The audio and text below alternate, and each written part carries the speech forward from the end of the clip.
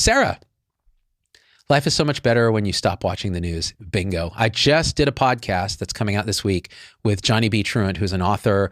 He wrote a book called Fat Vampire, which was adapted into Reginald the Vampire on the Sci-Fi Network. And we were talking about how he consciously chooses not to watch the news, not because he's sticking his head in the sand, but because the news takes reality, the negative slice of it, and serves it up to you concentrated, trying to get clicks, because humans have a negativity bias. So you start to feel that the world is that. That's how, I mean, all of this is a story. It's all an illusion. It's all an appearance. So you can kind of allow the focus to be on the positive aspect of the appearance, or you can focus on the negative. It's all fine. None of it makes a difference, but it just depends on what you want. If you don't want to see the world as a shitty crap hole full of dangerous murderers and rapists and World War III about to happen and polarization, don't watch the fucking news because it's trash. If you want to stay informed locally, you can probably watch local news. There's less of a negativity bias, although still.